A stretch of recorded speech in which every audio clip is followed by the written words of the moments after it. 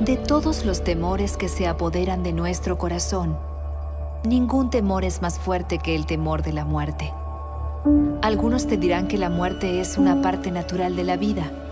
Pero si la muerte es solamente parte de la vida, entonces ¿por qué provoca tanto enojo y tristeza? Cuando Dios creó a la humanidad, su intención era que con el paso del tiempo creciéramos más y más hermosos. Pero en un momento trágico, desatamos el pecado en el mundo y todo se quebró, incluyendo nuestros cuerpos. La muerte es la consecuencia máxima del pecado y por eso el corazón de Dios se llena de ira y tristeza aún más que el nuestro, porque la muerte no era parte del plan original de Dios. La Biblia dice que cuando Jesús se acercó al sepulcro de su amigo Lázaro, se estremeció con enojo y sus ojos se llenaron de lágrimas. Estaba conmovido con el sufrimiento causado por la muerte, una maldición provocada por nosotros mismos. La maldición de la muerte era física, tanto en el mundo como nuestros cuerpos estaban en deterioro. Pero la maldición de la muerte también era espiritual, separando a la humanidad eternamente de su Creador, la fuente de toda luz, amor y vida. Pero debido al increíble amor de Dios, Él escogió renunciar a todo poder y gloria para rescatarnos de la muerte. Jesús, el único Hijo de Dios, fue expulsado de la presencia del Padre y arrojado a la oscuridad absoluta, tomando nuestro lugar. Tomó sobre sí mismo la maldición que pertenecía a la humanidad, liberándonos de la atadura que tenía la muerte sobre nosotros y comprándole un lugar a la humanidad al lado del Padre para siempre. Llegará el día cuando por fin regrese el verdadero Rey para restaurar al mundo a su máximo esplendor, y nosotros juntamente con Él, renovando tanto nuestras almas como también nuestros cuerpos. Seguirás siendo tú mismo, pero aún más. Finalmente serás el verdadero tú. Nuestro futuro no es un futuro etéreo, uno que es impersonal. No vas a estar flotando entre las nubes. Vas a caminar, comer, reír, abrazar y cantar con grados de poder y júbilo que ni puede imaginarse ahora.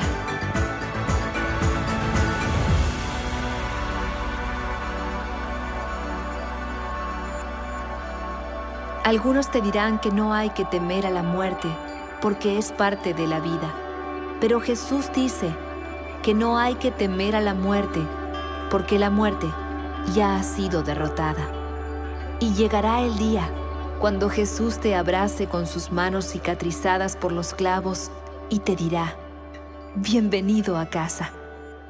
Tengo tanto que mostrarte.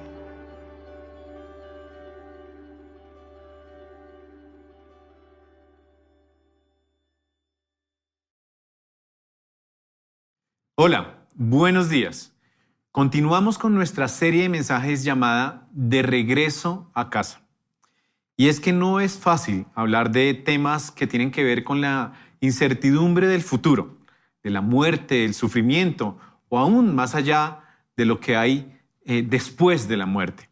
Estos temas son complicados, pero queremos explorar qué es lo que nos enseña la palabra de Dios y qué nos dice acerca de estos temas. Acompáñenme a explorar la primera carta de los Corintios. En el capítulo 15 quisiera que viéramos algunos temas en los que el apóstol Pablo habla y responde algunas de las preguntas que pueden surgir de este tema. Pero para entrar en materia, quisiera recordar que acerca de estos temas, Joaco nos estuvo ya hablando en la sesión anterior. Joaco nos dijo una frase que puede sonar muy fuerte, pero es completamente cierta, completamente cruda, pero cierta. Dice: todos vamos a morir. Y es que no hay verdad más real que esta. Como decía un amigo, la gente viva se está muriendo. Para que alguien muera simplemente tiene que estar vivo. Y alrededor del tema de la muerte surgen muchas cuestiones. Una de las primeras es el temor a la muerte. Cuando yo era un joven de colegio, tal vez en la década de los 90, Había una serie, una película que después se convirtió en serie, muy conocida, se llamaba Highlander, el Inmortal. Y recuerdo que este era un guerrero medieval, con espada, tal vez escocés o algo así, y tenía que luchar contra otros guerreros de su especie. Y estos tenían una característica muy particular, y era que no podían morir, eran inmortales. La única forma de morir era si entre ellos luchaban y alguno mataba al otro cortándole la cabeza. Era la única forma en que morían. Pero de resto les podía pasar cualquier cosa y no morían. El premio final entre ellos era que lucharan entre guerreros y al final el último que quedara ganaba el premio mayor, el trofeo. Ese trofeo consistía en nada más y nada menos que poder ser mortales. Es paradójico porque muchos de nosotros pensamos o soñamos que un buen superpoder para tener sería la inmortalidad. Quisiéramos que nosotros o las personas que amamos, permanecieran para siempre, pero vemos que no es así. Queremos ver lo que dice la palabra alrededor del tema de qué pasa después de la muerte. Y hay una verdad, y es que cuando hablamos de esto, hay temor. No solamente por lo que significa la muerte, nos da temor hablar de la muerte en sí, sino también porque hay una incertidumbre del futuro. Cuando no sabemos qué va a pasar, cuando algo se sale de control de nuestras manos, eso nos incomoda, eso nos causa inquietud. ¿Quién no le teme a la muerte? ¿Quién no se ha enfrentado cara a cara con ella?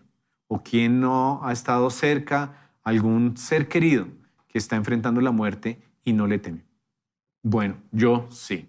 Y más aún en esta época de pandemia. Hemos visto que los reportes de salud siguen mostrando que las cifras suben y suben y ya pasan de 500, de 600 muertos diarios aquí en Colombia, mientras en el mundo hay otros países que están con cifras críticas y la muerte se ha convertido en algo cotidiano, más que antes, más incluso que en una época de violencia como la que vivimos hace tanto tiempo en nuestro país. Vemos gente cercana muriendo. ¿Quién no le teme a una prueba de estas de COVID y que salga positivo? Y uno dice, ¿qué va a pasar? ¿Quién no le teme a una noticia de un accidente, de una enfermedad? Hace poco tuve que enfrentar las consecuencias de un accidente en bicicleta. Y estando en medio de la sala del hospital en urgencias, gracias a Dios no pasó a mayores. Un hueso roto y hay unos daños materiales, pero gracias a Dios no pasó a mayores. Muchos de ustedes estuvieron pendientes de mí y lo agradezco mucho. Ya estoy casi completamente recuperado. Pero estando ahí en la sala de urgencias, yo pensaba lo frágil que es nuestra vida. En un minuto se nos puede ir la vida entre las manos. Un error en el movimiento, un descuido, una mirada a donde no se estaba poniendo atención en el camino y la muerte nos puede pasar justo por nuestras narices. La vida humana es frágil y en cualquier momento, puede ser que por la pandemia o por un accidente, cuando menos lo esperamos, la muerte está ahí a la vuelta de la esquina. No es común que hablemos de esto, pero debemos hacerlo. Debemos enfrentar esta realidad. No solamente que todos vamos a morir, sino que la muerte está más cerca de lo que pensamos muchas veces, así no lo reconozcamos. ¿No has sentido miedo alguna vez cuando recibe el reporte médico, un diagnóstico de una enfermedad que está poniendo en riesgo su vida o que hay malas noticias para un familiar, para un ser querido, en donde el médico dice, tienes algo que potencialmente te puede matar? Bueno, yo sí. Y no está mal sentir miedo. Pero quisiera que a la luz de este capítulo de la primera carta de Corintios veamos lo que Dios nos muestra, de lo que hay más allá de nuestra vida. No solamente es la incertidumbre, el temor, sino que queremos que el Señor nos muestre cuál es la perspectiva con la cual podemos ver esto que desconocemos. Y es una perspectiva eterna. Acompáñenme a explorar la primera carta de Corintios. Vamos a leer casi que toda la carta saltando unos fragmentos porque es bastante larga, pero quisiera ver que Pablo trata de responder varias preguntas. Pueden surgir muchas, pueden surgir cómo, cuándo, por qué, dónde. Pero Pablo está hablando de la resurrección. Pablo va a hablar de que en Cristo hay resurrección y este es parte fundamental del Evangelio. Cuando presentamos el Evangelio o cuando le compartimos a alguien el Evangelio, debe incluir no solamente que Jesús es Dios hecho hombre, que nació en un pesebre, que murió en la cruz para el perdón de nuestros pecados, sino que resucitó y venció la muerte. Si no incluimos esta verdad, el Evangelio queda sin piso, queda sin una de sus bases. Muchas de las preguntas que Pablo está tratando de responder se podrían resumir en una en la cual quisiera destacar 3 puntos. La pregunta principal es, ¿y después de la muerte qué? Y el primer punto es que Pablo dice que Jesús resucitó y juntos, todos nosotros, vamos a resucitar. Veamos los primeros versículos del capítulo 15 de la primera carta a los Corintios. Dice así: ahora, hermanos, quiero recordarles el evangelio que les prediqué, el mismo que recibieron y en el cual se mantienen firmes. Mediante este evangelio son salvos, si se aferran a la palabra que les prediqué. De otro modo, habrán creído en vano. Porque ante todo les transmití a ustedes lo que yo mismo recibí, que Cristo murió por nuestros pecados según las Escrituras, que fue sepultado, que resucitó al tercer día según las Escrituras. Jesús resucitó y está registrado en las Escrituras y es parte fundamental del Evangelio.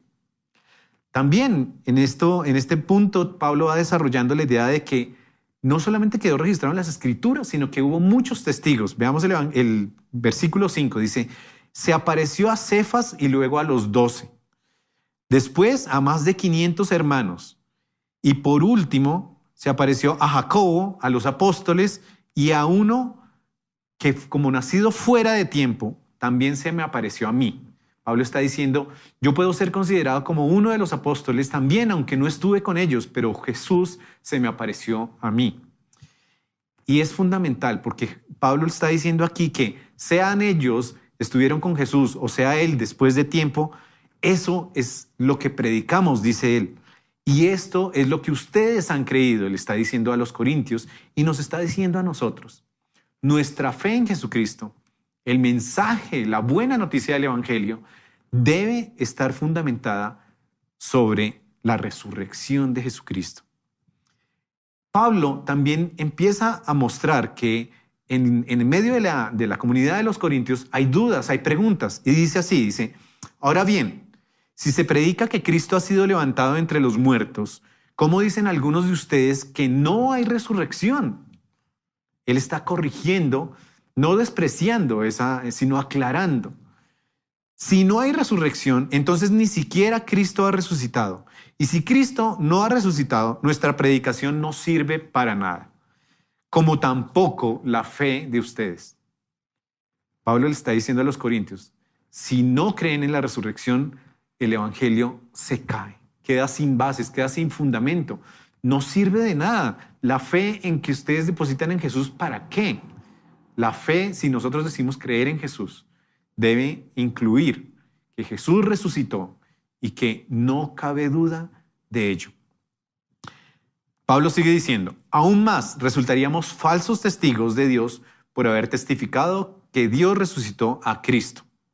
Y más adelante hay un versículo que me impacta muchísimo porque dice lo siguiente, y si Cristo no ha resucitado, el 17, y si Cristo no ha resucitado, la fe de ustedes es ilusoria y todavía están en sus pecados.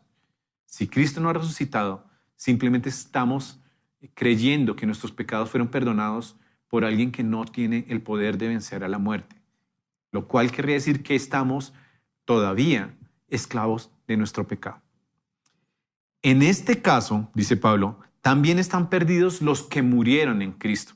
Es decir, no solamente los corintios que estaban escuchando este mensaje, sino nosotros mismos y los que han muerto creyendo en un Cristo que no ha resucitado, estaríamos perdidos.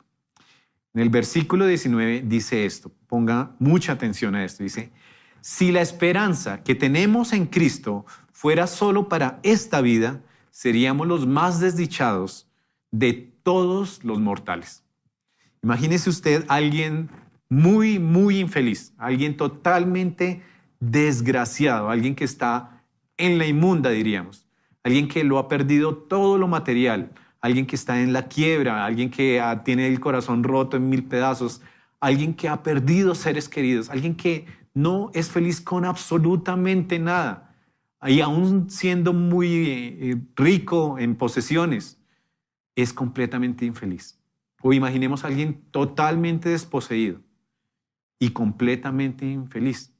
No tiene que ver lo uno con lo otro, pero imaginémonos a alguien completamente infeliz, desdichado. Bueno, ¿ya pensó en eso? Pablo está diciendo que si la esperanza que tenemos en Cristo solo se limita a estos 50, 60, 80, 100 años de vida, y si solo la limitamos ahí y no tenemos una perspectiva de eternidad, seríamos los más desdichados de todos los mortales. Eso es lo que está diciendo Pablo. La resurrección de Cristo nos permite ver nuestra vida, nuestra existencia con una perspectiva de eternidad. Bueno, Pablo sigue desarrollando esto. Tal vez lea usted todo el capítulo y vea la riqueza de lo que está diciendo Pablo, pero vamos a saltar a otro fragmento en donde dice, no es simplemente gozar y ya. Dice, si los muertos no resucitan, dice Pablo en el versículo 32, comamos y bebamos, que mañana moriremos.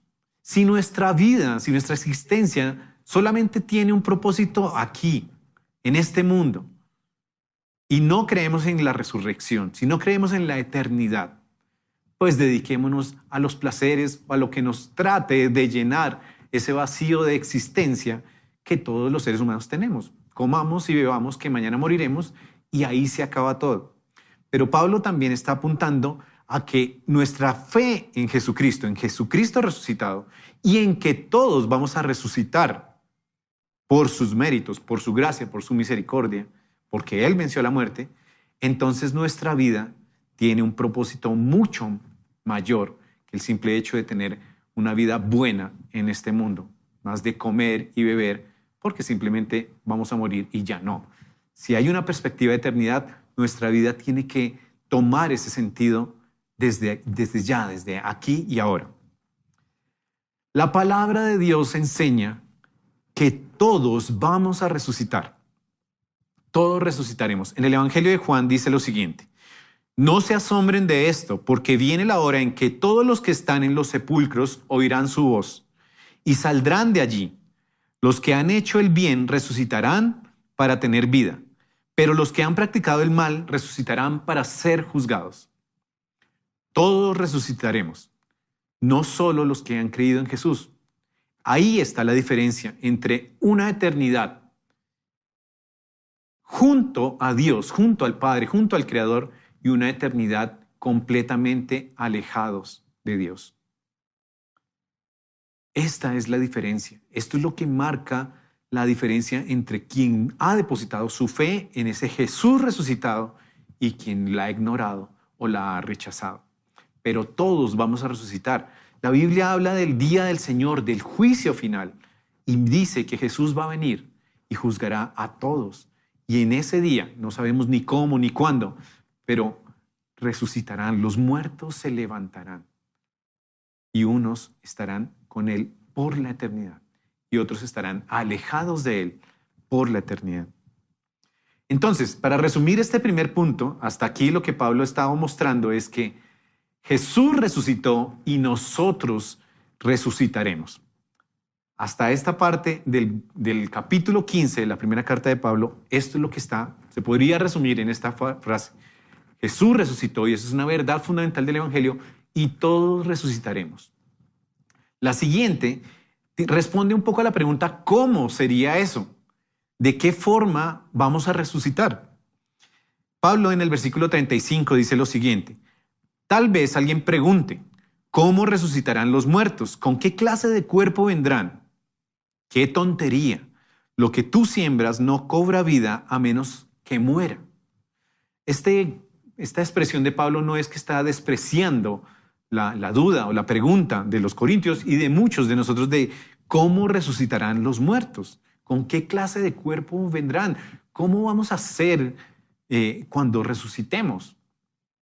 No la está despreciando, está diciendo, eso es lo de menos, eso es lo de menos. Hay cosas mucho más importantes, mucho más relevantes, pero en todo caso Pablo la desarrolla y más adelante en el 42 dice lo siguiente: así sucederá también con la resurrección de los muertos. Lo que se siembra en corrupción resucita en incorrupción. Lo que se siembra en oprobio resucita en gloria. Lo que se siembra en debilidad resucita en poder. Se siembra un cuerpo natural, resucita un cuerpo espiritual. Si hay un cuerpo natural, también hay un cuerpo espiritual.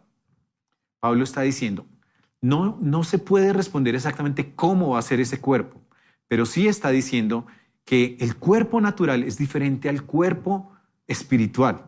Y más adelante dice, en el 50, dice, les declaro, hermanos, que el cuerpo mortal no puede heredar el reino de Dios, ni lo corruptible puede heredar lo incorruptible. Fíjense bien en el misterio que les voy a revelar. No todos moriremos, pero todos seremos transformados. En un instante, en un abrir y cerrar de ojos, al toque final de la trompeta, pues sonará la trompeta y los muertos resucitarán con un cuerpo incorruptible y nosotros seremos transformados. Porque lo corruptible tiene que revestirse de lo incorruptible y lo mortal de inmortalidad. ¿Cómo serán nuestros cuerpos en la resurrección? Serán cuerpos incorruptibles y gloriosos. ¿Qué significa eso? Que si vamos a estar jóvenes, con pelo, los que hemos perdido un poquito el pelo, si vamos a estar flaquitos, gorditos, si vamos a estar en forma o fuera de forma, no sé. Pablo está diciendo, hay cosas mucho más importantes que eso. Pero lo que sí puede decir la palabra de Dios, lo que sí nos responde la palabra de Dios es, vamos a resucitar con un cuerpo glorioso, incorruptible. ¿De qué edad? Si vamos a estar con la piel de un color, del otro, más blanquitos, más morenitos, con pequitas, no sé, no responde eso. Un cuerpo glorioso e incorruptible. En el Antiguo Testamento, Daniel, el libro de Daniel registra algo de esto. En el capítulo 12 dice así, y del polvo de la tierra se levantarán las multitudes de los que duermen, algunos de ellos para vivir por siempre, pero otros para quedar en la vergüenza y en la confusión perpetuas. Los sabios resplandecerán con el brillo de la bóveda celeste. Los que instruyen a las multitudes en el camino de la justicia brillarán como las estrellas por toda la eternidad. ¿Cómo será eso? No sé. Brillarán por toda la eternidad. Eso podemos descansar en eso. Cuerpos gloriosos, incorruptibles y que brillarán por toda la eternidad. ¿Cómo resucitaremos? ¿Cómo será eso? ¿Reconoceremos a nuestros familiares, a nuestros seres queridos? Esa pregunta se le hicieron a Jesús. En el Evangelio de Lucas hay un registro de un diálogo que los saduceos, que no creían en la resurrección, le preguntan a Jesús un caso y le dicen, está hablando acerca de una mujer que enviudó y se casó con otro hombre y volvió a enviudar y se casó con otro hombre y así hasta 7 estuvieron casados con ella. Y dice en el capítulo 20, 33 dice lo siguiente, ahora bien, preguntaron los saduceos, en la resurrección, ¿de cuál será esposa esta mujer? Ya que los 7 estuvieron casados con ella. La gente de este mundo se casa y se da en casamiento, les contestó Jesús.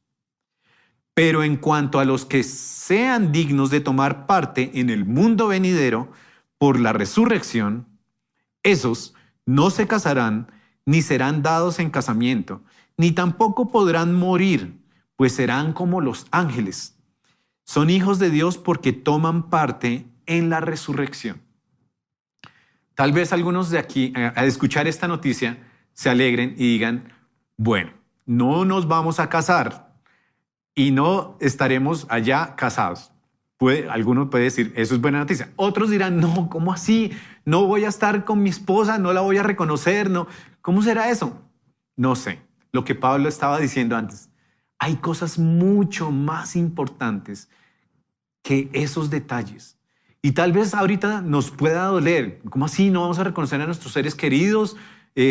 ¿Cómo será eso? No sé, no estoy aseverando eso. Pero estoy seguro que el estar en la presencia de Dios por la eternidad va a suplir cualquier vacío en nuestro corazón, en nuestra existencia, va a superar cualquier expectativa de los mejores sentimientos o de los mejores anhelos que podamos tener. Va a ser lo mejor de lo mejor estar con nuestro Padre por la eternidad. Si alguna vez usted se sintió feo, tranquilo. Allá vamos a ser como ángeles. ¿Qué significa eso? No sé, pero vamos a ser como ángeles. Tranquila. ¿Cuándo? ¿Cuándo resucitaremos? Hay un pasaje en la carta a los tesalonicenses en donde Pablo mismo está diciendo que hay algunas señales. No se sabe exactamente y no corresponde, también dice Jesús, saber el día ni la hora. Pero Pablo en la primera carta a los tesalonicenses, en el verso 16 y 17 dice: el Señor mismo descenderá del cielo con voz de mando, con voz de arcángel y con trompeta de Dios, y los muertos en Cristo resucitarán primero. Luego, los que estemos vivos, los que hayamos quedado, seremos arrebatados con ellos en las nubes para encontrarnos con el Señor en el aire, y así estaremos con el Señor para siempre. Para resumir este segundo punto que nos está mostrando no solamente Pablo en la carta a los Corintios, sino en otros pasajes, ¿cómo resucitaremos? Resucitaremos en cuerpos gloriosos, incorruptibles, como estrellas en el firmamento, como ángeles. Tal vez nos encontremos con Jesús en el aire. No da muchos detalles, pero podemos estar seguros de esos elementos. Y después de la muerte, un tercer punto. ¿Por qué es importante tener en claro este punto de la resurrección? Porque la muerte ha sido vencida. En el versículo 54 de esta carta a los Corintios, capítulo 15, dice: cuando lo corruptible se vista de lo incorruptible y lo mortal de inmortalidad, entonces se cumplirá lo que está escrito: la muerte ha sido devorada por la victoria. ¿Dónde está, oh muerte, tu victoria? ¿Dónde está, oh muerte, tu aguijón? El aguijón de la muerte es el pecado. El poder del pecado es la ley. Pero gracias a Dios que nos da la victoria por medio de nuestro Señor Jesucristo. Esto es una verdad que cambia nuestra mente y nuestro corazón de forma absoluta. La muerte ha sido vencida. La muerte ya no tiene poder. La muerte ya no va a causar más dolor. Todo estará bien. Todo estará bien. Y por eso es importante que tengamos presente en nuestro entendimiento y en nuestro corazón que Jesús resucitó, que resucitaremos un día con Él, que estaremos ahí en su presencia por la eternidad y que la muerte ha sido vencida. Termina Pablo diciendo en esta carta, en el capítulo 15, dice: por tanto, mis queridos hermanos, manténganse firmes e inconmovibles, progresando siempre en la obra del Señor, conscientes de que su trabajo en el Señor no es en vano. Firmes e inconmovibles, sabiendo que vamos a resucitar, que si tenemos nuestra fe en Jesucristo, vamos a ser partícipes de esa victoria final ante la muerte. Y que nuestra vida, nuestro sentido, nuestra existencia, el vivir una vida que agrade a Dios aquí en este mundo no es en vano. Tiene sentido, tiene propósito. En resumen de estos puntos, entonces, la muerte ha sido vencida. Resucitaremos con cuerpos gloriosos y todos vamos a resucitar, así como Jesús resucitó. Esta es la esperanza. Esta es la certeza en la cual podemos descansar. Que en Él, que en Jesucristo somos más que vencedores. Pablo les ha dicho también a los romanos que nada nos separará del amor de Dios a través de Jesús. Ni la muerte, ni lo ancho, ni lo profundo, ni poderes, ni nada de nada podrá separarnos del amor de Dios en Cristo Jesús. ¿Por qué? Porque Él ha resucitado y porque garantiza que resucitaremos con Él por la eternidad. Necesitamos esa esperanza, esa certeza, esa base que le da sentido a nuestra existencia. Y esto hay varios autores, pero quiero citar uno rápidamente.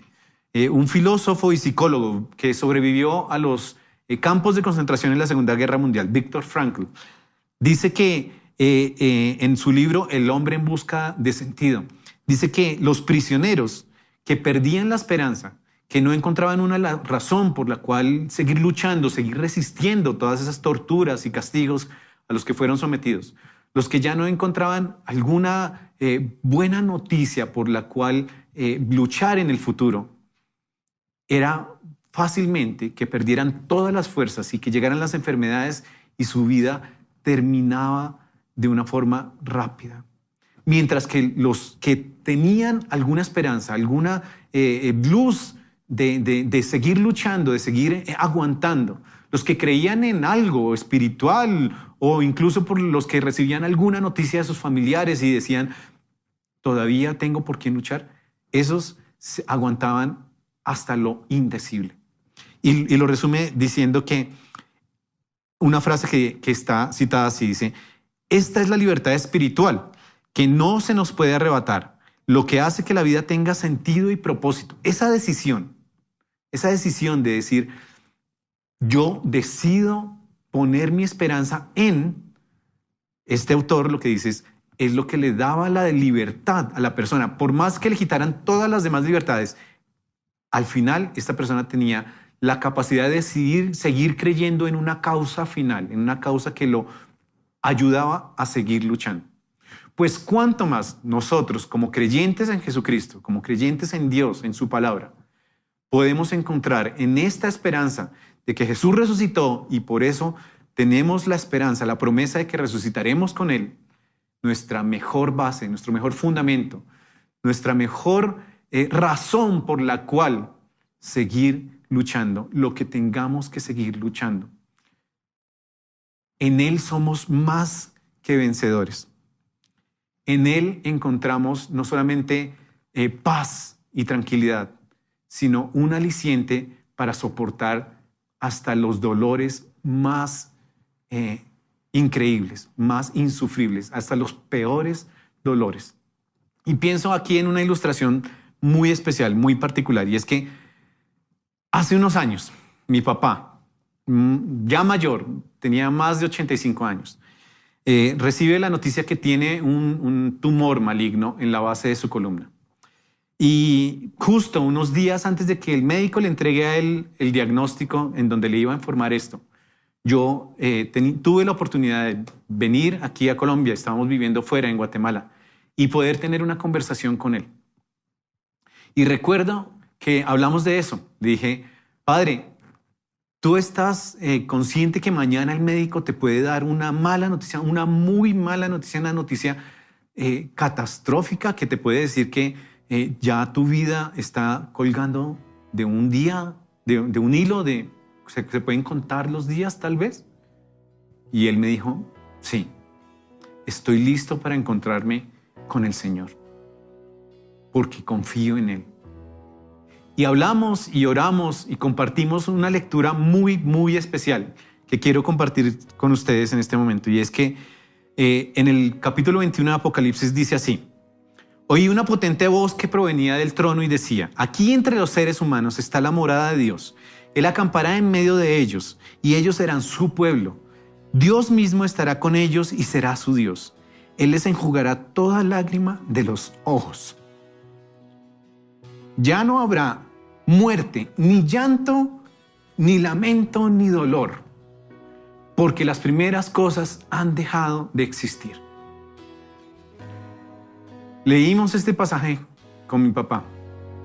Oramos, nos abrazamos y él me dijo, por esa certeza, por esa promesa, es que sé que yo podré aguantar lo que venga, la enfermedad o lo que sea.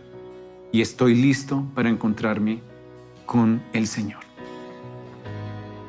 Nos despedimos con el temor de no saber si nos volveríamos a ver, y gracias a Dios nos pudimos encontrar 3 meses después y Él resistió algunos meses más y murió descansando en el Señor. Esa es la certeza que nos permite tener la verdad de la resurrección. El que incluso la muerte tiene sentido, porque aquí no se acaba nuestra historia. A manera de conclusión quisiera dejar una frase, algo que resuma todo lo que hemos visto, y es: vivamos con una perspectiva de eternidad, porque la muerte no es el fin. La vida eterna la empezamos a vivir cuando Jesús llega a nuestra vida. Cuando llega la muerte podemos trascender y sabemos que vamos a encontrarnos con Él. Jesús resucitó. Él venció a la muerte. Cristo es la resurrección y la vida. Y Él, Jesús, es el camino que nos lleva de regreso a casa, de regreso a los brazos de nuestro Padre por la eternidad. Esta es mi oración, que cada uno de nosotros, que tú y yo mismo, podamos recordar esta verdad y que no solamente esté en nuestro pensamiento, sino que irradie todo lo que comprende nuestra vida, nuestra forma de vivir, de afrontar los problemas, de afrontar la enfermedad, y que sea lo que sea, tengamos la certeza inconmovible de que estaremos con Jesús para siempre. Permítanme orar. Señor, te damos gracias por tu palabra. Gracias por conocerte, por poder encontrar en ti no solamente a nuestro Salvador, quien nos libra de nuestros pecados, quien nos perdona, nos restaura, sino también quien nos promete una eternidad. Y una eternidad que tal vez no logramos entender, pero que sabemos que va a ser lo mejor de lo mejor, que no nos cabe en la cabeza estar contigo para siempre. Permítenos, Señor, grabar esto en nuestro corazón, y que no solamente nuestra fe, sino nuestra vida entera refleje que confiamos en esa certeza, en que tú moriste en la cruz por el perdón de nuestros pecados, pero que tú no te quedaste ahí, sino que resucitaste y, venciendo a la muerte, estás sentado a la derecha del Padre y vas a venir por nosotros. Gracias, Señor. Te alabamos y te adoramos por eso. Y oramos en ese nombre que es sobre todo nombre, en el nombre precioso de Jesús. Amén. Amén. A manera de preguntas de reflexión, que puedas pensar en estos días en la intimidad de tu oración, o que puedas compartir con otros, quisiera que respondieras esto. ¿Estás convencido de que hay vida eterna a través de Cristo? ¿Está tu vida impregnada por la esperanza que da la resurrección? ¿A quién de tu familia, tus seres queridos o tu círculo cercano puedes y debes compartirle esta certeza que da la esperanza de una eternidad con Dios? Que puedas pensar en esto y que tu vida y mi vida sean un reflejo de lo que Dios nos promete desde aquí, ahora, conociéndolo a Él y por la vida eterna. Que Dios te bendiga.